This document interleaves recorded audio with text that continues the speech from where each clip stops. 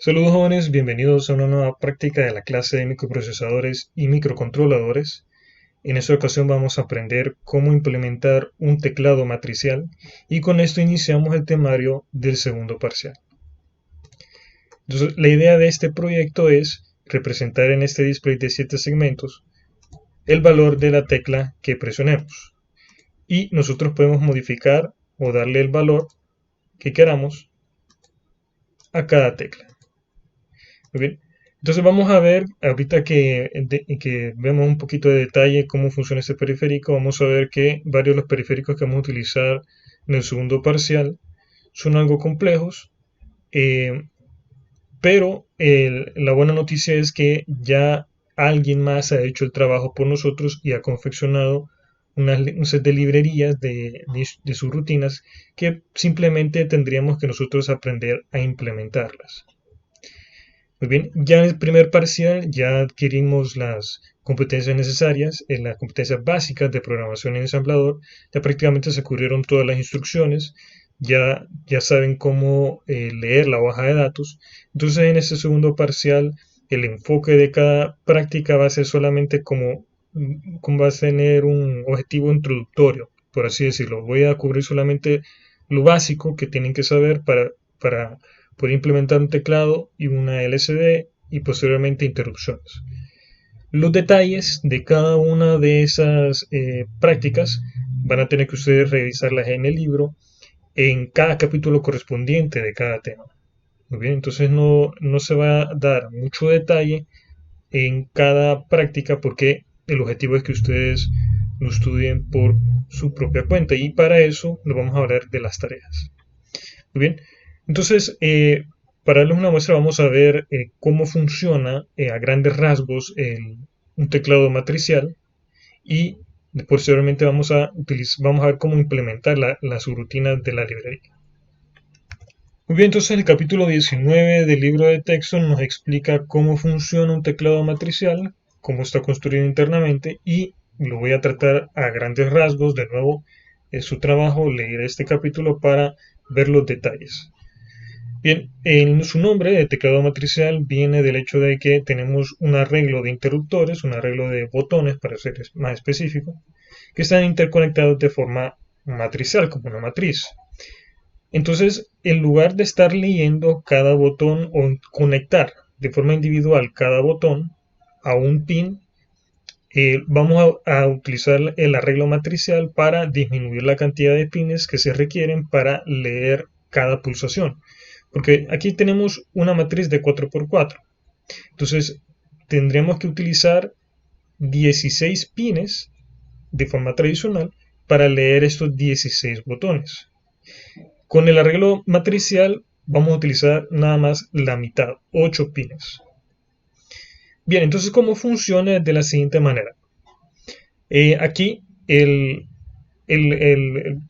autor del libro, el que confeccionó la librería de sus rutinas que vamos a implementar, lo pensó para utilizarlo o para conectarlo en el puerto B porque en el PIC 16F84A es el único puerto con 8 pines. Entonces, ¿cómo funciona? De la siguiente manera. Se configuran los pines del RB0 al RB3 como salidas y del RB4 al RB7 como entradas. Vamos a conectar las filas, los pines correspondientes a las filas, a los pines RB0 al RB3 y los pines correspondientes a las columnas del RB4 al RB7. Entonces la idea es muestrear cada fila, una fila a la vez.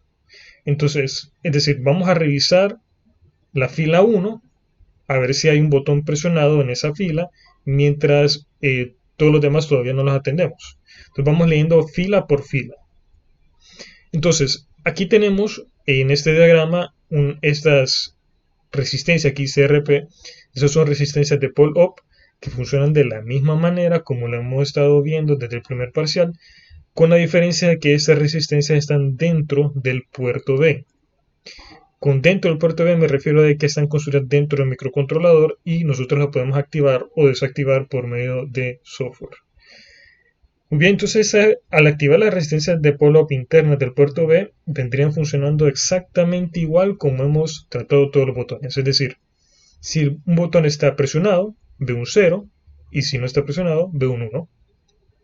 Entonces, aquí estamos muestreando, en este diagrama estamos muestreando la fila 1 como mandando un 0 al pin correspondiente de la fila 1, mientras que mandamos un 1 a todas las otras filas. Entonces, ¿qué sucede? Por ejemplo, aquí el botón 1, 2 y 3, perdón, 1, 2 y 4 no están presionados, el del valor 1, 2 y el F están sin presionar, y lo que ven los pines de entradas RB4, RB5 y RB7 es un 1. ¿Por qué? Bueno, si este botón no está presionado ni este, entonces lo que va a ver cada pin es un 1 debido a que, como tenemos una resistencia de pull-up, este pin, este nodo, está desconectado de este nodo. Es decir, que el voltaje de este nodo es diferente de este, no va a ser el mismo porque no está siendo conectado porque el botón no está presionado. Por lo tanto, va a haber el voltaje de VCC, que es 5 voltios o 1. En cambio, si presionamos un botón, entonces estamos aterrizando o estamos conectando este nodo, el pin de esta columna, con el pin de esta fila. Entonces conectamos el nodo de esta columna con el nodo de esta fila. ¿Cuál es el voltaje que estamos tirando por esta fila? 0. Si yo presiono entonces este botón, ¿cuál va a ser el voltaje de este pin de columna? 0. Entonces de esa manera es que podemos identificar qué botón fue o qué tecla fue presionada. Entonces, si la fila 1 está 0 y leo, recuerden que esto es una salida, y leo que en el pin RB6, que es la que le corresponde la columna 3, está un 0, ¿qué quiere decir? Quiere decir que el botón que corresponde a la fila 1, columna 3, es el que está presionado. Si en cambio aquí, digamos, hubiéramos presionado este, el de la columna 4, entonces el pin que era un 0 sería el RB7. Entonces, fila que está a 0 es la fila 1, columna que está a 0 es la 4, entonces quiere decir que el botón que corresponde a fila 1, columna 4 es el que está presionado. Y luego se repite el proceso para cada fila, luego mandamos un 0 a la fila 2, mientras mandamos un 1 a todos los demás, y así sucesivamente vamos leyendo cada botón. Entonces el proceso en sí, el código para hacerlo es algo complejo, y como les mencioné al inicio, ya alguien hizo el trabajo por nosotros y confeccionó una librería de subrutinas. En este caso, con concreto, quien diseñó dichas librerías de subrutinas son los autores del libro de texto. Entonces, en esa librería de subrutinas, que ya lo vamos a ver, tiene estas 4 subrutinas que ustedes pueden echarle un vistazo, pueden pausar el video y leer de qué trata cada subrutina. La vamos a ver al momento de escribir el código. O incluso, o como les había mencionado y como les vuelvo a insistir, no puedo insistir suficientemente en esto, lean el libro, cada capítulo, para tener más detalles de lo que vamos a tratar en cada práctica. Muy bien, entonces con esto vamos al proyecto. Bien, entonces en cuanto al circuito, simplemente tenemos que seguir las indicaciones de los autores de la librería, que nos dicen que para utilizar la librería tal cual como está escrita deberíamos de conectar el teclado en el puerto B. Entonces en este caso estamos utilizando un PIC16 F87CTA, pues que ya sabemos que el puerto B funciona igual que en el 84A. Entonces tenemos las filas conectados a los pines RB0 hasta el RB3 y las columnas del RB4 al RB7. Para poder encontrar el elemento del teclado vamos al menú de los componentes y aquí ponemos keypad.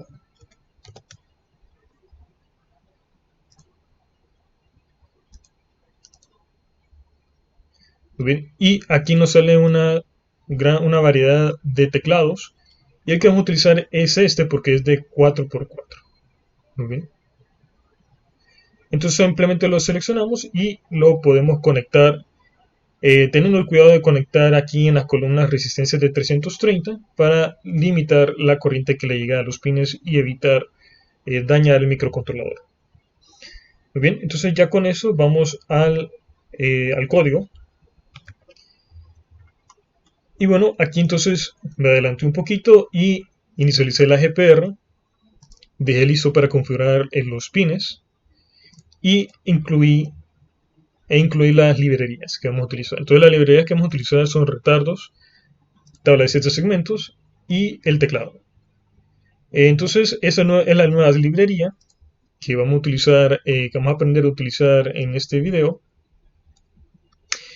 Y bueno, acá la librería está bien documentada. Aquí podemos ver que son los autores del libro.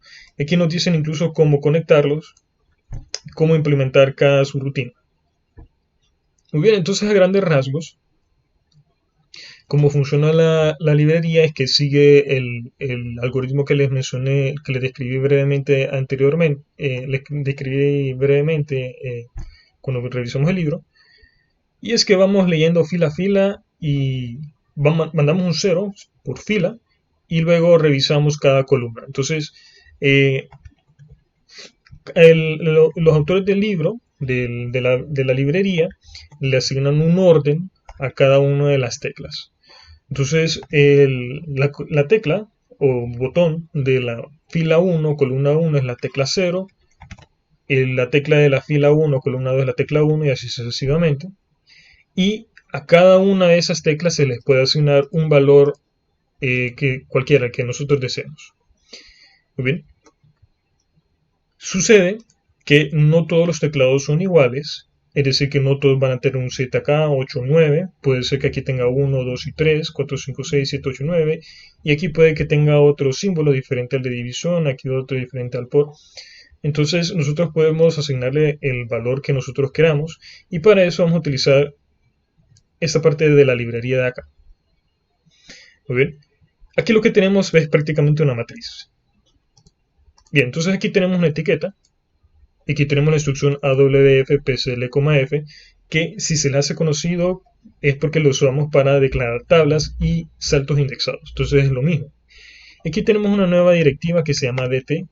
DT es lo mismo, es una forma abreviada de definir una tabla. De hecho, DT viene de Define Table, que es lo mismo que hacer lo siguiente.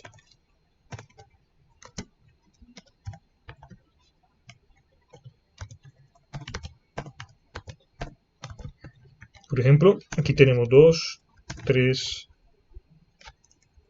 y F. Entonces, esta línea, DT y estos valores, es lo mismo que tener 4 literal Ws, 1, 2, 3 y 0. Entonces, es exactamente lo mismo. Ese vendría a ser algo parecido a un macro. No es una instrucción nativa en el ensamblador, es más que todo un macro. Esto sigue siendo 4 instrucciones. Esas 4 instrucciones de acá, nada más que de forma más abreviada. Entonces aquí tenemos una familia, perdón, un arreglo de arreglos, es decir, aquí tengo una tabla de 4 tablas, por lo tanto tengo una matriz. Y aquí es donde nosotros podemos cambiar, modificar el valor que va a tener, que le vamos a asignar a cada tecla. Por ejemplo, aquí tengo en la tecla de la fila 1, columna 1, tengo el valor 1 en hexadecimal, que no corresponde con la etiqueta que tiene acá. Aquí tengo un 7. Entonces vamos a cambiarlo. Aquí sería 8 y aquí sería 9. Y en esta de acá, aquí debería ser 1, 2 y aquí 3. Entonces aquí podemos modificar esta tabla, esta matriz, para que coincida el valor de cada tecla con su etiqueta. Perfecto, entonces vamos a ver cómo implementar cada una de las subrutinas de esta librería. Aquí listé entonces los pasos que vamos a utilizar para poder leer un valor de la tecla presionada. Muy bien. Pero antes de eso tenemos que configurar pines de entrada y salida. Entonces voy a configurar primero los pines que vamos a utilizar para el display de 7 segmentos que está en el puerto D. Lo configuro todos como salidas. Muy bien, ahora tenemos que configurar, como lo había mencionado antes, las filas como salidas y las columnas como entradas, del RB0 al RB3 como salidas y del RB4 al RB7 como entradas. Y aparte de eso tenemos que activar las resistencias de pull-up internas. Bien, Entonces, que eso se puede hacer por medio de software, esta resistencia de acá, y hay una instrucción específica, hay un registro que controla la activación eh, de esas resistencias. Ahora, nosotros no tenemos que molestarnos por hacerlo de forma manual, digamos, porque, veamos acá, aquí tenemos una subrutina que se llama teclado-inicializa. Y nos dice en su descripción que esa subrutina configura las líneas del puerto B según la conexión del teclado realizada y comprueba que no hay pulsada tecla alguna al principio. Un poquito raro como está eh, redactado, pero bueno. La cosa es que si vemos con detenimiento esta subrutina, aquí tenemos bcf status, rp0, y estamos moviendo este binario, estamos moviendo acá en el nivel bajo, lo ponemos a 0 y el nivel alto a 1, y eso lo movemos al puerto B. Aquí lo que estamos haciendo es que estamos configurando los primeros 4 pines del puerto B como salidas y los últimos 4 como entradas. Y luego aquí lo que tenemos que es bcf option reg, ese registro option, que usted lo puede revisar en la hoja de datos, en la organización de la memoria. Hay un registro que se llama option y hay un bit que se llama not-rbpu. Y cómo funciona esto es lo siguiente. Entonces aquí estamos negando, es un not, y rbpu quiere decir resistencias de pull-up del puerto B. Eso es lo que quiere decir. Resistencias internas del puerto B. Entonces este bit niega las resistencias internas del puerto B. Y como estamos poniendo a 0, ese bit que niega la resistencia interna de pull-up, lo que estamos haciendo es que activamos las resistencias internas de pull-up del puerto B. ¿Por qué? Porque si yo pongo a 0, si yo niego una negación, se me convierte en una afirmación. Entonces si yo digo no active las resistencias de pull-up del puerto B, entonces como lo mismo que estoy diciendo, active las resistencias internas del puerto B. Eso puede ser algo confuso, pero y ni modo, esa es la forma como Microchip configuró o digamos diseñó ese bit. Bueno, entonces para configurar los pines que vamos a utilizar en el teclado es tan sencillo como llamar a esa subrutina, teclado-inicializa. Y aquí, como estamos con el PIC 16 F877A, lo más recomendable es hacerlo después de configurar los otros pines, porque aquí yo ya puse a 0 el bit RP1 de registro de status, y como eso está diseñado para el PIC 16 F84A, aquí en esta subrutina, aquí simplemente ponemos a 1 el bit RP0 de registro de status. Entonces, cuando llamemos a esa subrutina, el RP1 ya va a estar a 0, entonces no vamos a tener ningún problema. Ok, entonces ya utilizamos la primera subrutina de la librería, ya configuramos el teclado, los pines. Ahora simplemente tenemos que seguir esos pasos. Entonces el primer paso es averiguar si se presionó una tecla haciendo las veces de un BTFSS, pero para las 16 teclas. Entonces para eso vamos a invocar o vamos a llamar esta subrutina, teclado-le orden tecla, que si nos vamos a la librería, en su descripción nos dice que lee el teclado y obtiene el orden de la tecla pulsada. Es decir, lee el teclado, eso es lo que queremos hacer. Bien, ¿tiene entradas? No, no tiene ninguna entrada. ¿Tiene salidas? Sí. Dice en W, en registro W, el número del orden de la tecla pulsada, y además en el carry, el acarreo, el bit C del registro de status se pone a 1 si se pulsa una tecla, o a 0 si no se pulsa una tecla. Entonces, esa subrutina lo que nos hace es que nos devuelve el valor de la tecla que se pulsó, pero más importante aún, nos dice si se presionó una tecla o no. Entonces, el primer paso sería averiguar si se presionó una tecla. ¿Cuál? A saber, por ahora no vamos a identificarlo, pero vamos a preguntarnos si se presionó una tecla o no. ¿Ok? Sería el primer paso. Entonces, para eso,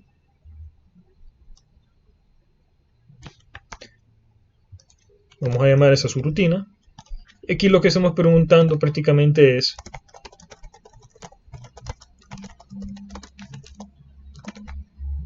si se presiona alguna tecla o no. Muy bien. No, en realidad aquí lo que estamos haciendo es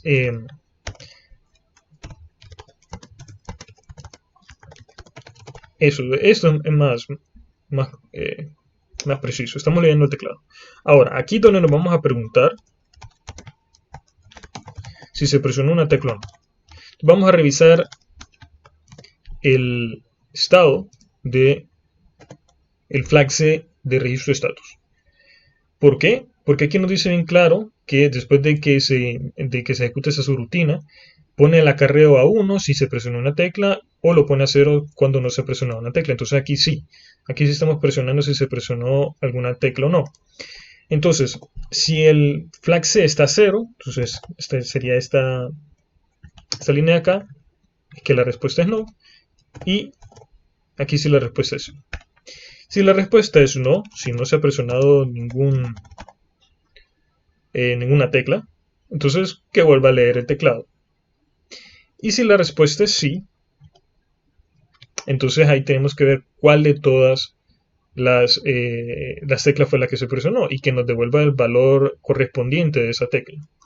Entonces con esto ya hicimos el segundo paso, que es revisar el estado del flag C para ver si se presionó alguna tecla o no. Y ahora vamos al tercer paso, que sería leer cuál es el valor en hexadecimal de la tecla pulsada. Entonces para eso vamos a utilizar esta subrutina que se llama teclado-lehex, que nos devuelve el valor en hexadecimal de la tecla que se pulsó. Es decir, nos va a devolver el valor de esta matriz que corresponde a la tecla que fue presionada. Entonces para eso vamos a llamar a esa subrutina. Vamos a ver.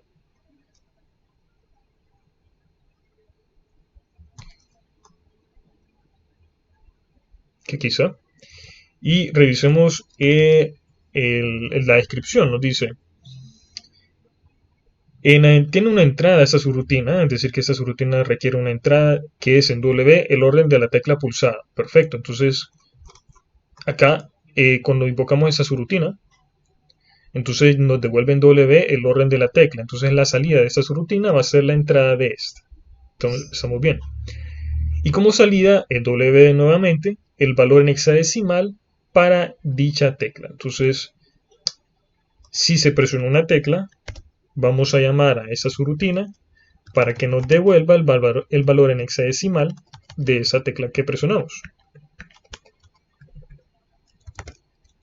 Entonces, si se presiona una tecla,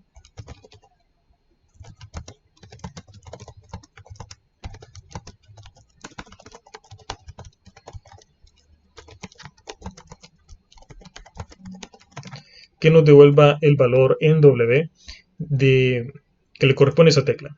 Va a devolver el valor de esa matriz de acá. Excelente, entonces ahora ese sería el tercer paso. El cuarto paso sería, una vez que se tiene el valor hexadecimal de la tecla pulsada, solo resta imprimirlo en el display de 7 segmentos. Eso ya lo vimos.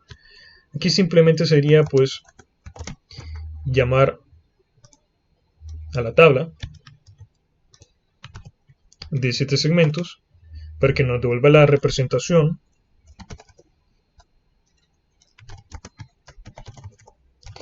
de ese número en hexadecimal en 7 segmentos y lo movemos al puerto D. Muy bien. Entonces aquí, antes de compilarlo, de nuevo, eso ya se lo había mencionado en un video anterior, cuando ustedes modifican la librería, que fue lo que hice, aquí modifiqué el valor de esta matriz. El editor nos muestra que se modificó poniendo un asterisco acá, y para que se guarde la modificación, o para que se tome en cuenta, tenemos que compilar todo el proyecto. Entonces simulémoslo a ver qué sucede. Aquí por defecto en el puerto D tenemos un 5. Entonces si yo presiono el 7 debería mostrarse el 7, que lo hizo por un breve momento, que el 8, el 9, que cambió a 1 nuevamente, 4, 5, que cambió a 1, el 6 que cambió a 1 otra vez, 1, 2, 3, así. Entonces funciona, excepto que tenemos un pequeño glitch ahí, que es que nos muestra el número a veces y a veces lo cambia a 1. Entonces, para evitar ese problema, vamos al último paso, que sería el paso 5, que es eliminar el rebote. Entonces, la razón por la cual nos lo cambia a 1 es porque eh, tenemos un pequeño rebote en cada uno de las teclas, porque recordemos que son pulsadores, y para eliminar ese problema simplemente vamos a utilizar esta subrutina de acá que se llama teclado espera deja de pulsar, que lo que hace es, si nos vamos acá a la librería nuevamente,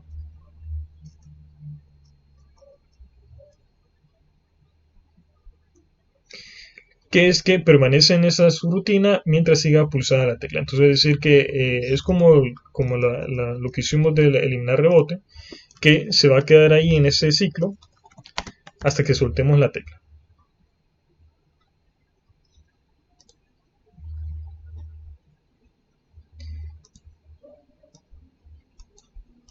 Entonces, listo, ahora sí, miren, ya no cambia a 1 de forma arbitraria y ahora nos muestra de manera correcta cada una de las teclas, el valor de cada correspondiente a cada tecla que presiona. Muy bien. Excelente, jóvenes. Entonces, con eso concluimos esta práctica. Como ustedes pueden observar, en realidad nada complejo, nada complicado. Y eso es porque aquí el trabajo duro ya lo hizo alguien más, que fue el quien diseñó la librería. Entonces, cuando veamos en la siguiente práctica, vamos a ver cómo implementar una LCD. Eso es más complejo todavía, pero de nuevo alguien ya hizo el trabajo con nosotros y solo es cuestión de saber implementar las rutinas de dichas librerías.